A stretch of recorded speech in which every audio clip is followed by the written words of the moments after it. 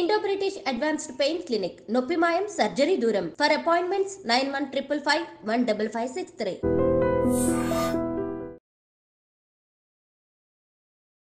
అందరికీ నమస్కారం. నేను Swaroopa Potlapalli. Welcome to I dream.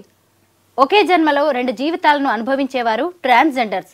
Ankita Raj episode తర్వాత అనేక ప్రశ్నలు తలెత్తుతున్నాయి. ముఖ్యంగా ట్రాన్స్జెండర్స్ ప్రేమ, పెళ్లి, ఇతర రిలేషన్స్ మీద పెద్ద చర్చ జరుగుతోంది. ప్రస్తుతం నాతో పాటు ఆస్ట్రో సైకాలజిస్ట్ ఎస్వి నాగ్నాథ్ ఉన్నారు. ఆయనతో మాట్లాడి అసలు ఈ ట్రాన్స్జెండర్స్ సైకాలజీ ఎలా ఉంటుంది, వాళ్ళతో ఎలాంటి శారీరక సుఖం ఉండదని తెలిసి మగవాళ్ళు ప్రేమ, పెళ్లి పేరుతో వాళ్ళతో రిలేషన్లోకి ఎందుకు వెళ్తున్నారు, డబ్బు కోసమేనా, ఎంజాయ్మెంట్ తర్వాత వీళ్ళని వదిలేస్తున్నారా, ఇలాంటి విమర్శల్లో నిజమెంత, వీటన్నిటి మీద ఆయనతో మాట్లాడదాం. నమస్తే నాగ్నాథ్ గారు. అంకితా రాజ్ ఎపిసోడ్ని మీరు ఫాలో అవుతూనే ఉన్నారు కదా, అంటే జస్ట్ మనం దీన్ని ఒక ఎగ్జాంపుల్గా మాత్రమే మాట్లాడుకుంటున్నాం ఈ కేసుని. అసలు ఈ ట్రాన్స్జెండర్స్ అనే వాళ్ళ సైకాలజీ ఎలా ఉంటుంది? Straight to the point, madam. Transgender is a proven clinically psychiatric one of the disorder. According to the psychology, it is emotional issue. According to the psychology, it is a proven emotional issue. But no transgender never likes themselves how they are. వాళ్ళు ఎలా ఉన్నారు, వాళ్ళ పుట్టుకత ఎలా ఉన్నారు అన్నది వాళ్ళకి ఇష్టం లేకపోవడం వల్లనే they wants to be like someone. ఇప్పుడు నేనులాగా ఉండాను, నాకు జన్మత నాకు ఒక జెండర్ ఉంది, సో నాకు దానికి తగ్గట్టు భావోద్వేగాలు, ఆలోచనలు, నాకు ఉండేటువంటి చిన్నప్పటి నుంచి ఉండే కోరికలు అందరికీ సర్వసాధారణంగా అందరికి మీకు నాకు ఉన్నట్టు అందరికీ ఉంటాయి. బట్ ఇక్కడ ప్రాబ్లం ఏమొస్తుందంటే వాళ్ళు ఫస్ట్ ట్రాన్స్జెండర్గా వాళ్ళు ఎమోషనల్గా అడాప్ట్ అయిపోతారు madam. First you have to understand transgendership is emotional. It is more of emotional and kind of psychological. ఒక రకంగా చెప్పాలంటే gender almost like it is a gender identity disorder అంటారు madam. It is called as a gender identity disorder. ఈ gender identity డిజార్డర్లో మీరు పెక్యులియర్గా చూస్తే వాళ్ళకి majority of the psychological issues are more related to the sociologically. అంటే sociologically they are not contented. వాళ్ళ సభ్య సమాజంలో తిరిగేటప్పుడు వాళ్ళకు ఒక కైండ్ ఆఫ్ స్టిగ్మా, ఒక సోషల్లీ వాళ్ళకు ఒక కన్జర్వేటివ్నెస్ ఉంటుంది. బికాజ్ 10 మందిలోకి వాళ్ళు వెళ్ళినప్పుడు 10 మంది అన్ని పనులు ఆపేసుకొని వాళ్ళని చూస్తారు. పక్క మీరు రైల్వే స్టేషన్కి వెళ్ళండి, బస్ స్టాప్కి వెళ్ళండి, మాల్స్కి వెళ్ళండి, ఎక్కడికైనా వెళ్ళండి, they will become the centre of attraction. So వాళ్ళు దాన్ని నిజంగా ఎంజాయ్ చేస్తారా? వాళ్ళకి ఎంతో అంత సెల్ఫ్ కాన్షియస్నెస్ ఉంటుంది. బికాజ్ వాళ్ళకంటూ ఒక నలుగురుంటే ఉండే కంఫర్ట్ వాళ్ళు ఒక్కళ్ళు ఇద్దరు ఉన్నప్పుడు వాళ్ళకు ఉండదు. Unless until they associate with the group wear ever they go. ఇంకొకటి ఏంటంటే వాళ్ళకి ఎమోషనల్ ఇష్యూస్ కూడా చాలా ఉంటాయి. మీరు అన్నారు చూడండి ఇందాక, వాళ్ళు ఎందుకు రిలేషన్స్ ఫామ్ చేసుకుంటారు, ఎందుకు వీళ్ళు నమ్ముకున్న వాళ్ళని వదిలేస్తారు. సో అక్కడ ఏమైపోతుంది అంటే they will become very unstable, emotionally unstable people అయిపోతారు. వాళ్ళు హైపర్ సెన్సిటివిటీ పెరిగిపోతుంది. వాళ్ళు బయట సమాజానికి ఎంత డెకరేషన్ చేసుకొని, ఎంత అందంగా ఉన్నా, ఎంత వాళ్ళు మేకప్ వేసుకున్నా, ఎటువంటి వస్త్రధారణ చేసినా కానీ వాళ్ళు ఎండ్ ఆఫ్ ద డే ఇంటికి వెళ్ళినప్పుడు మాత్రం వాళ్ళకి డెఫినెట్లీ సభ్య సమాజంలో వాళ్ళు కోరుకున్నటువంటి వాళ్ళ ఎమోషనల్ స్టేట్ ఆఫ్ బాండేజెస్ వాళ్ళకి వేరే వాళ్ళతోని కాన్ఫిడెంట్గా ఉండవు. సో దానివల్ల వాళ్ళు ఏం కోల్పోతారు, వాళ్ళు లోన్లీనెస్ స్టార్ట్ అవుతుంది వాళ్ళకి. వాళ్ళు ఎక్కడికి వెళ్ళినా, ఎన్ని లైఫ్లో ఎన్ని ఎక్స్పీరియన్సెస్ అయినా కానీ వాళ్ళని సభ్య సమాజంలో మాస్కులైన్ జెండర్, ఫెమినైన్ జెండర్ లాగా వాళ్ళని ట్రీట్ చేయకపోవడం వల్ల, though they confess themselves as a female or a male after change of this gendership, కానీ వాళ్ళకి ఎమోషనల్లీ ఒక ఇన్సెక్యూరిటీ సభ్య సమాజం నుంచి, ఎన్విరాన్మెంట్ నుంచి విపరీతంగా వాళ్ళ మీద ప్రభావం ఉంటుంది. రెండో ఆస్పెక్ట్ ఏంటంటే వాళ్ళు ఒక్కసారి ఇంటికి వెళ్ళిన తర్వాత, ఇప్పుడు సైకాలజీ అంతా ఏం చెప్తుందంటే నువ్వు సభ్య సమాజంలో ఉన్నప్పుడు నీకంటూ ఒక వ్యక్తిత్వం, అంటే నీకంటూ ఒక పర్సనాలిటీ ఉంటుంది. ఆ పర్సనాలిటీని నువ్వు 10 మందికి చూపించుకోవడానికి, 10 మందితో మేనేజ్ చేసుకోవడానికో, లేకపోతే నీకు లైక్ మైండెడ్ సొసైటీతో నువ్వు మాట్లాడుతూ ఏదో ఒక రకంగా కాలం గడిపేస్తావు. కానీ what happens when you go home and when you are sleeping? నువ్వు ఒక్కడే ఉంటావు. నువ్వు పడుకునేటప్పుడు నువ్వు ఒక్కడే ఉంటావు. ఒకవేళ నువ్వు ఒకడే ఉన్న సందర్భాల్లో నిజంగా నీకు అప్పటి వరకు నువ్వు పొద్దున్న సాయంత్రం వరకు నీకున్న ఎక్స్పీరియన్స్, నువ్వు ట్రాన్స్జెండర్గా మారిన తర్వాత నీలో వచ్చేటువంటి ఎమోషనల్ చేంజెస్, సైకలాజికల్ చేంజెస్ ఏవైతే ఉంటాయో దాంతో నువ్వు కంఫర్టబుల్గా ఉన్నావు అంటే మాత్రం వాళ్ళు నో అని చెప్పచ్చు ఆనెస్ట్లీ. ఎందుకంటే వాళ్ళకి ఎప్పటికీ కూడా ఏదో కోల్పోతున్నాము, ఎవరు వెనుక వీళ్ళు పడుతుంటారు. కానీ వీళ్ళతో ఉన్నా కానీ ఇది ఈ రోజు ఉంది, రేపు ఉంటుందా లేదో తెలియదు. వాళ్ళు ఏదైతే బలంగా కోరుకుంటున్నారో ఇది నాది అని ఎమోషనల్గా, ఇప్పుడు లవ్ అంటే అదే కదండి, మీరు ఎమోషనల్గా ఒక వ్యక్తిని అడాప్ట్ చేసేసుకోవడమే లవ్ కదా. ఆ వ్యక్తి కూడా వీళ్ళతో ఎమోషనల్గా ఉన్నంత కాలము వీళ్ళు ఎప్పుడు వెళ్ళిపోతారో తెలియదు, ఏ కారణం వల్ల వీళ్ళిద్దరు కలిసి ఉన్నారో తెలియదు. సో ఈ ఈ సందిగ్ధంలో వాళ్ళకి emotionally they will become unstable. ఈ unstability and frequent disturbances or you can call it the breakup, అంటే ఈగోసెంట్రిక్ ప్రాబ్లమ్స్ వల్ల కావచ్చు. రెండోది మనం ఆలోచించుకుంటే చాలా డీప్గా వాళ్ళకి లోన్లీనెస్ మూడ్ స్వింగ్స్ లాంటివి కూడా వాళ్ళకి సివియర్గా ఉండే ఛాన్స్ ఉంటుంది. సో కాబట్టి వీళ్ళకి మనము డెఫినెట్లీ ఇట్లాంటి వీళ్ళు అసలు నిజంగా చెప్పాలంటే వీళ్ళు కూడా రెగ్యులర్గా సైకాలజిస్ట్ని కన్సల్ట్ చేస్తే కూడా మంచిది. వాళ్ళ సోషల్ స్టిగ్మా పక్కన పెట్టుకొని వాళ్ళు ఏం కోరుకుంటున్నారు, సభ్య సమాజం ఎట్లా ఉంది అనేటువంటి ఒక రేషనల్ థింకింగ్ వాళ్ళని తీసుకురావచ్చు మేడం. వాళ్ళ ఊహల్లో, వాళ్ళ ఇమాజినేషన్లో, వాళ్ళ థాట్ ప్రాసెస్లో వాళ్ళు ఒక రకంగా ఉంటారు. కానీ అది రియాలిటీకి వచ్చేటప్పటికి వాళ్ళకి ప్రతి ఎక్స్పీరియన్స్ అట్లా 2-3 ఎక్స్పీరియన్స్లు అయితే ఆటోమేటిక్గా వాళ్ళకి లైఫ్ మీద కాన్ఫిడెన్స్ పోతుంది. ఈ కాన్ఫిడెన్స్ పోయిన తర్వాత వాళ్ళ జీవితం ఏంటి చెప్పండి? వాళ్ళకంటూ వాళ్ళ ఇంపల్సెస్ వాళ్ళకు ఉంటాయి, వాళ్ళ సెన్షువాలిటీ వాళ్ళకు ఉంటుంది, వాళ్ళ సెక్షువల్ థాట్స్ వాళ్ళకు ఉంటాయి, వాళ్ళ రొమాంటిక్ ఫీలింగ్స్ వాళ్ళకు ఉంటాయి. వాటిని వాళ్ళు అసోసియేట్ అయ్యి ఆ అసోసియేషన్లో వాళ్ళు స్టేబుల్గా ఉంటారంటే మాత్రం అది ప్రశ్నార్థకమేది. నాగనాథ్ గారు, ఇప్పుడు ఈ ట్రాన్స్జెండర్స్ ఎంత ఫిజికల్గా మారిపోయినా కానీ అంటే పూర్తి స్థాయి ఆడవాళ్ళుగా మాత్రం మారలేరు. అంటే వాళ్ళు పిల్లలు పుట్టే ఛాన్స్ వాళ్ళకి ఉండదు, అలాగే పెద్దగా సంసార సుఖం ఉండదు, ఇంకొక పార్ట్నర్ వీళ్ళ లైఫ్లోకి వచ్చినా కానీ నెక్స్ట్ జనరేషన్ అనేదే ఉండదు వీళ్ళతోటి. అయినా ఇవన్నీ తెలిసి కూడా కొంతమంది మగవాళ్ళు ఎందుకు వీళ్ళతో ప్రేమ అంటే సరే ప్రేమ అక్కడికే ఆగిపోతుంది అనుకోవచ్చు, పెళ్లి లాంటి రిలేషన్లోకి ఎందుకు వస్తున్నారు? For example Ankita and Raj గురించే మాట్లాడుకుంటే ఇవన్నీ రాజ్కి తెలిసే ఈ రిలేషన్లోకి వచ్చాడు. ఇక్కడ రీజన్స్ ఏముంటాయంటారు? అంటే నేను చెప్తే మళ్ళీ మీకు నచ్చుతుందో లేదో కానీ నేను చాలా బ్లంట్గా అండర్లైన్ ఫ్యాక్ట్స్ చెప్తాను మీకు. అంటే మనము ఈ కపుల్ ఎవరైతే ఇప్పుడు మీరు చెప్పారో ఈ కపుల్ గురించి కాకుండా మనం ఒక బ్రాడర్ పర్స్పెక్టివ్, ఒక గ్లోబల్లీ మనం ఆలోచిస్తే అసలు ఒక పురుషుడు ఇప్పుడు కాసేపు ట్రాన్స్జెండర్ పక్కన పెట్టి ఇక స్త్రీ పురుషుల మధ్యలో ఉన్నటువంటి రిలేషన్ గురించి మనం మాట్లాడితే స్త్రీ పురుషుల మధ్యలో ఉన్నటువంటి ఈ సంభోగానికి సంబంధించినటువంటిది, రొమాన్స్కి సంబంధించినది, అంటే కంప్లీట్లీ ఒక private relation between the men and ఉమెన్లో పురుషుడికి సంభోగం తర్వాత కలిగేటువంటి ఆత్మసంతృప్తి మానసికంగా ఏంటో తెలుసా మీకు? Ego satisfaction madam. ఒక పురుషుడు ఒక అమ్మాయిని లవ్ చేశాడు, ఒక స్త్రీ ఒక పురుషుడిని లవ్ చేసింది, వాళ్ళిద్దరి మధ్యలో 7 ఏళ్ల సంబంధం ఉంది, 7 ఏళ్ళు వాళ్ళు ప్రేమించుకున్నారు, 5 ఏళ్ళు ప్రేమించుకున్నారు, లేదా సంవత్సరం ప్రేమించుకున్నారు, కానీ కొన్ని కారణాల వల్ల విడిపోయారు. ఈ విడిపోయిన తర్వాత ఇట్లాంటి కేసెస్ నేను చెప్తున్నాను పర్టికులర్గా నేను చూసిన వాటిలో బాగా ఇంటిమేసీ పెరిగిపోయి ఎమోషనల్గా బాగా కనెక్ట్ అయ్యి విడిపోయిన వాళ్ళలో డిప్రెషన్లోకి వెళ్ళిన వాళ్ళు ఎక్కువగా ఎవరున్నారు తెలుసా అండి? ఎవరైతే ఇంటిమేసీ ఉన్న రిలేషన్స్లో వాళ్ళ ఇద్దరి మధ్యలో సంభోగం జరగలేదో, స్త్రీ పురుషుల మధ్యలో సంభోగం జరగకుండా, మేబీ వాళ్ళిద్దరి మధ్యలో రొమాన్స్ ఉండొచ్చు, అదర్ ఫ్యాక్టర్స్ ఉండొచ్చు, బట్ ఎవరైతే ఇద్దరు స్త్రీ పురుషుల సంభోగం లేకుండా వాళ్ళిద్దరి మధ్యలో కొన్ని కారణాల వల్ల, ఎన్విరాన్మెంటల్ ఫ్యామిలీ ఫ్యాక్టర్స్ వల్ల కూడా కావచ్చు విడిపోయిన వాళ్ళలో, నేను ఎక్కువగా డిప్రెషన్లో ఉన్నటువంటి మగవాళ్ళని చెప్పేది, ఐఎమ్ టాకింగ్ అబౌట్ మెన్. వాళ్ళు ఎందుకు డిప్రెషన్లో ఉన్నారంటే వాళ్ళ కోర్ డిజైర్, కోర్ ఐడెంటిటీ వాళ్ళ పార్ట్నర్తో వాళ్ళు అయితే ఊహించుకున్నారో అది వాళ్ళకి సాటిస్ఫాక్షన్ రాలేదు. దీన్ని సైకాలజీలో ఏమంటారంటే you are identified with something that you have not enjoyed or you have not experienced. మీరు అది ఎప్పటి వరకు ఎక్స్పీరియన్స్ చెయ్యరో అది ఎమోషనల్ ఫామ్లో మీ సబ్ కాన్షియస్లో ప్లాంట్ అయి ఉంటుంది. మీరు ఎప్పుడైతే అది ఎమోషనల్ ఫామ్లో ఉందనుకోండి మేడం, అది మిమ్మల్ని వదలది కాదు. అది ఊహ రూపంలోనో, జ్ఞాపకం రూపంలోనో, లేకపోతే మననం, ప్రతిసారి ఎక్కడ చూసినా మీకు అది గుర్తుకొస్తుంటుంది. నేను మీ ఎగ్జాంపుల్ ఎందుకు చెప్తున్నానంటే, ఒక స్త్రీ నుంచి పురుషుడు ఏం ఎక్స్పెక్ట్ చేస్తాడు బ్లంట్గా అంటే 10 మందిలో 6 మీరు కేటగరైజ్ చేయండి. ఇవన్నీ నేను మగవాడిగా చెప్తున్నాను. 10 మందిలో 6 ఏం ఎక్స్పెక్ట్ చేస్తారు స్త్రీ నుంచి అంటే డెఫినెట్లీ ఈ ఈగోసెంట్రిక్ సాటిస్ఫాక్షన్. మనం ఫిలాసఫికల్గా ఏం చెప్పుకుంటాం, సోషలాజికల్గా ఫిలాసఫికల్గా మనం ఏం చెప్పుకుంటాం, వాళ్ళిద్దరు ప్రేమించుకున్నారండి, అన్యోన్యమైనటువంటి ప్రేమికులు వాళ్ళు, ఇక లైలా మజ్ను అని రకరకాలు చెప్తారు. కానీ కోర్ డిజైర్ అన్కాన్షియస్లో ఏముంటుంది అంటే definitely they want to reach the core pleasure between the 2 genders. So ఇక్కడ మీరు ఆలోచించాల్సింది ఏంటంటే ఈ కోర్ డిజైర్లో పురుషుడు స్త్రీ పట్ల ఈ మనకి సైకాలజీ జర్నల్స్ ఉంటాయి కదా మేడం, ఈ జర్నల్స్ చేసినటువంటి రీసెర్చ్ ఏంటంటే పురుషుడు ఎక్కువగా పెనెట్రేషన్ తర్వాత, ఎజాక్యులేషన్ తర్వాత ఒక type of satisfaction, ego satisfaction పొందుతాడు. అప్పుడు ఏమనిపిస్తుంది తెలుసా పురుషుడికి, తాను ఆధిపత్యం వహించాను, ఈ హాజ్ డామినేటెడ్ ఉమెన్, ఈ హాజ్ కాంకర్డ్ ఉమెన్ అనుకునేటువంటి. నేను చెప్పేది 10 మందిలో 6 గురించి మాత్రమే చెప్తున్నాను, 10 మంది నేను కేటగరైజ్ చేయట్లేదు. సో స్త్రీకి పురుషుడితో ఉన్నటువంటి సంభోగం కాలంలో ఆమెకి పెనట్రేషన్ కంటే ఎక్కువగా ఆమెకి ఓరల్ సెక్స్లో ఎక్కువ సాటిస్ఫాక్షన్ ఉందన్నది ఈ సైకాలజీలో, ఈ సెక్స్ అండ్ సైకాలజీ జర్నల్స్ కొన్ని రిపోర్ట్స్ రాశారు. ఇది ఎప్పుడు నేను ఒక 11-12 years బ్యాక్ చదివాను. సో ఇక్కడ మీరు దీన్ని రిలేట్ చేసి చూడండి, ఒక పురుషుడు ట్రాన్స్జెండర్తో ఎందుకు ఉంటాడు చెప్పండి.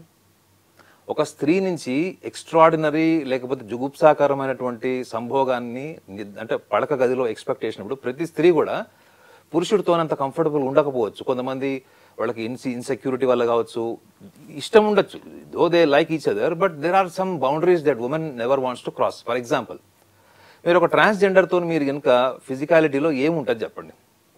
ఒక ట్రాన్స్జెండర్తోని మగవాడికి ఉండేటువంటి pleasure, the highest manifested pleasure మాత్రం అది ఓరల్ సెక్సే ఉంటుంది. చూడండి, కేవలం ఒక ఓరల్ సెక్స్ కోసము దాన్ని ఓపెన్ గా మాట్లాడుకొని దాని గురించి ఓపెన్ గా అంగీకరించేటువంటి స్వభావం లేని వాళ్ళు చాలా మంది.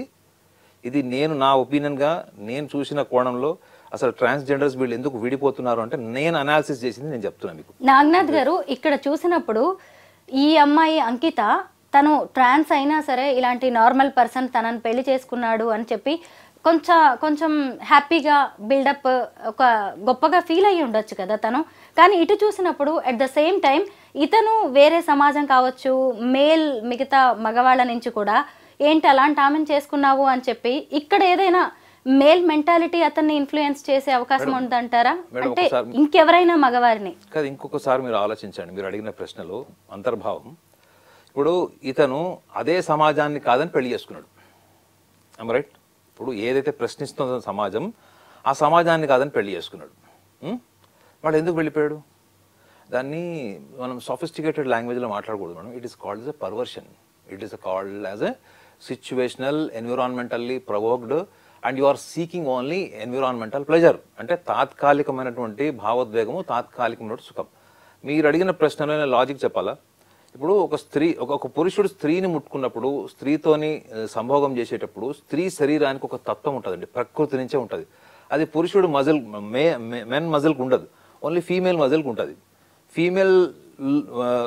ఫీమేల్తో వాళ్ళు రొమాన్స్ చేసేటప్పుడు వాళ్ళకు వచ్చేటువంటి మూడ్స్ కానీ, ఎరెక్షన్ కానీ, అరౌజల్ కాదు ఎజాకులేషన్ కానీ, అరౌజల్ ఫీమేల్కి అవుతుంది కాబట్టి. సో ఇది వాళ్ళు పురుషుడితోని నిజంగా చెప్పండి, వాళ్ళు పురుషుడిని హక్ చేసుకున్న, అంటే ట్రాన్స్జెండర్ని వాళ్ళు హక్ చేసుకున్న, రొమాన్స్ చేసిన, వాళ్ళు ముట్టుకున్న, ఇది కేవలము ప్రతి మనిషిలో ఎంతో అంత సెక్షువల్ పర్వర్షన్ ఉంటుంది మేడం. ఇది సైంటిఫికల్లీ కూడా ఈజ్ అ ప్రూవన్, జర్నల్స్ చాలా కూడా ప్రూవ్ చేశారు. కానీ చాలా మంది సభ్య సమాజానికి భయపడి, ఇప్పుడు మీరు అన్నారు చూడండి, వాళ్ళ సమాజం అతన్ని క్వశ్చన్ వేసిందేమో, ఎందుకు పోయావరా మళ్ళా, నీకు బుద్ధి లేదా అని తిట్టిందో, గిల్ట్ క్రియేట్ చేసిందో, లేకపోతే సమాజం అబండన్ చేసిందో తెలియదు. ఏదో ఒక ఫ్యాక్టర్ వల్ల వాళ్ళు విడిపోయారు అన్నప్పుడు నా అనాలిసిస్ ఏంటంటే, ఇతను ఆ సమాజాన్ని ఎదుర్కొని పెళ్లి చేసుకున్నాడు, ఆ సమాజాన్ని ఎదిరించాడు. కానీ వీళ్ళిద్దరి మధ్యలో జరిగినటువంటి ఈగోసెంట్రిక్ ప్రాబ్లమ్స్, సుపీరియారిటీస్, ఇన్ఫీరియారిటీస్, లేదా ఈ ట్రాన్స్జెండర్ వల్ల ఏదైనా ఫైనాన్షియల్ బెనిఫిట్స్ ఏమన్నా పొందాడా? ఈ ట్రాన్స్జెండర్స్ జనరల్గా పాపం వాళ్ళ దగ్గర కూడా డబ్బులు తీసుకుంటున్నారంటే ఈ మగవాళ్ళు అసలు నిజంగా వాళ్ళంత దౌర్భాగ్యులు సమాజం నుంచే ఎలిమినేట్ చేయాలంటండి. వాళ్ళు ఎలా సంపాదిస్తారో మీకు కూడా తెలుసు, పాపం రోడ్ల మీద నుంచొని ఎక్కడ సంపాదిస్తారో తెలుసు వాళ్ళు అవన్నీ సంపాదించిన దాని వెనుక భావోద్వేగం ఏంటి? తనకు ఒక కంపానియన్షిప్ ఉంది, రిలేషన్ ఉంది. సో ఈ రిలేషన్కి ఎస్టాబ్లిష్ చేసుకోవడం కోసం, ఒకవేళ కంపానియన్షిప్ ఉన్నవాడు అతనికి కూడా ఇన్కమ్ సోర్స్ ఉంది, అతను కూడా ఈ అమ్మాయిని ట్రాన్స్జెండర్ని బాగా చూసుకుంటున్నాడు అంటే అది ఓకే.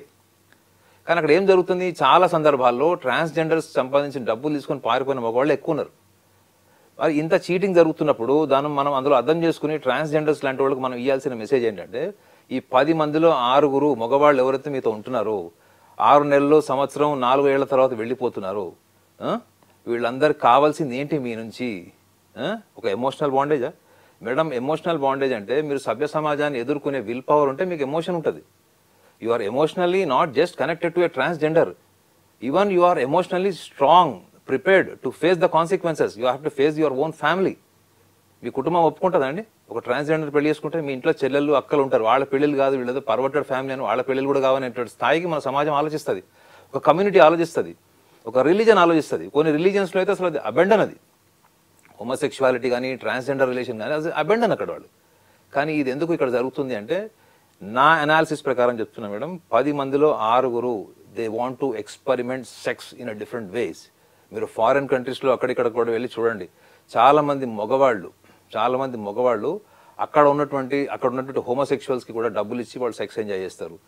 వాళ్ళతో పాటు అంటే అక్కడ మేల్ అండ్ ఫీమేల్తో కూడా వీళ్ళు కాంబినేషన్ ఆఫ్ సెక్స్ ఎంజాయ్ చేస్తారు. సో అది వాళ్ళ ఇష్టం, అది వాళ్ళ చాయిస్, అది వాళ్ళకి డబ్బులు ఉన్నాయి, వాళ్ళకి టేస్ట్ ఉంది, వాళ్ళు చేస్తారు. బట్ మనం ఇక్కడ ఒక ట్రాన్స్జెండర్ పాయింట్ ఆఫ్ వ్యూలో ఒక ఎమోషనల్ యాంగిల్ని మనం చూస్తే ఇది ఎందుకంటే ఇది mental illness, it is straight away I'm telling you it is a mental illness. Even psychiatry కూడా దాన్ని నిర్ధారించింది. సైకాట్రీలో ఉన్న మెయిన్ డిజార్డర్స్లో ఈ ట్రాన్స్జెండర్ డిజార్డర్ కూడా ఉంది.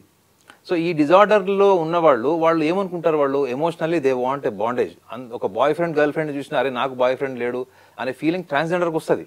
ఒక అమ్మాయి అబ్బాయి ఇద్దరు వెళ్ళినా, భార్యాభర్తలు వెళ్ళినా వీళ్ళకి ఈక్వల్ ఫీలింగ్స్ ఉంటాయి. వాళ్ళకి ఈ ఫీలింగ్స్ మీద వాళ్ళకి కంట్రోల్ ఉండదు మేడం. లేనప్పుడు వీళ్ళు ఎవరినైనా నమ్మాల్సిందే. చివరికి వాడు మోసం చేసి టోపీ పెట్టి వెళ్ళే వరకు వీళ్ళు ఏం తెలుసుకోలేరు.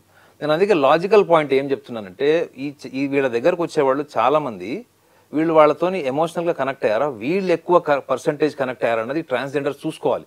లేకపోతే ఏముంది మేడం, వాడు సెక్షువల్ పర్వర్షన్, వాళ్ళకి కావాల్సినటువంటి బ్లంట్గా చెప్తున్నా కదా, ఓరల్ సెక్స్ తప్ప ఈ ట్రాన్స్జెండర్స్ నుంచి ఈ మాస్కులైన్ జెండర్స్ ఎంజాయ్ చేసేది ఏమీ ఉండదు.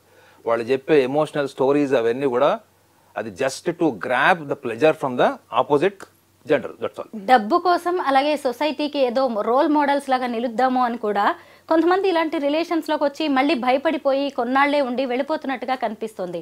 ఈ సైకాలజీని మనం ఎలా చూడాలి? మగవాళ్ళ అంటే లేదు మేడం, ఇప్పుడు ఇందులో మీరు డిఫరెంట్ యాంగిల్స్ చూడొచ్చు. ఇప్పుడు మనం రీసెంట్గా మీరు చెప్పిన కేస్ స్టడీ చూసినా, అంతకు ముందర వచ్చినటువంటి కొన్ని ఈ ట్రాన్స్జెండర్స్వి చూసుకున్నా కానీ ఒక మగవాడు సభ్య సమాజం సోషల్ మీడియా వచ్చాక చూద్దాం కాసేపు, మనం సోషల్ మీడియా అనుకుందాం. సోషల్ మీడియాలో ఒక పోస్ట్ వచ్చింది, ఇతను అందరినీ కుటుంబ సభ్యుల్ని వాళ్ళందరినీ కూడా ఎదిరించి ఒక ట్రాన్స్జెండర్ని పెళ్లి చేసుకున్నాడని ఒక పెద్ద న్యూస్ అయింది, కొన్ని లక్షల్లో చూశారు అది.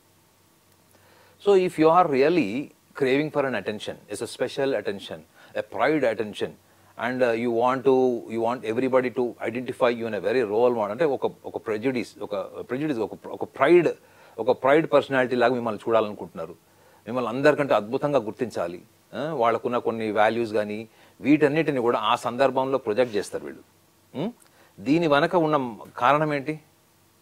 ఒక అటెన్షన్ సీకింగ్ లేకపోతే వాళ్ళిద్దరు నిజంగా కలిసి ఉంటారు మేడం. మీరు అన్నారు కదా సైకాలజీ అంటే, వాళ్ళు నిజంగా if it is not mentally they are seeking only attention, if they are not seeking only attention, they want even values come in between the relation, they want to travel together throughout the life. So అక్కడ వాళ్ళు విడిపోయే అవకాశం ఉండదు madam. ఒకవేళ విడిపోయే అవకాశం వస్తే కూడా ఇద్దరు ఎవరో ఒకళ్ళు కాంప్రమైజ్ అయ్యి వాళ్ళు they will remain in the relation. అది లేరు అంటే మాత్రం డెఫినెట్లీ ఈ సోషల్ మీడియా వచ్చిన తర్వాత అయితే అదొక పెద్ద డ్రామాటిక్ కేసెస్ కూడా చాలా చూసాం. మీరు అనకూడదు కానీ చాలా మటుకు ఇప్పుడు మీరు చెప్పిన కేస్ స్టడీలో కూడా ఎంతో అంత సోషల్ మీడియా ఐడెంటిటీ, ఆ డాన్స్ మూమెంట్స్ అవన్నీ కూడా మనం చూసాం. సో మనకి వాళ్ళు ఏం చేస్తున్నారు, ఒక వన్ వీక్లో లేదా ఒక వన్ మంత్లో మనం సెలబ్రిటీ అయిపోవాలి, లేదా people should be recognise us in a different manner. After 1 month, 2 months, we get into the quarrel, we fight on the streets, and whatever it happens, no matter whether I am recognized or not, in any form, in a positive manner or a negative manner, am I identified or not by the social media?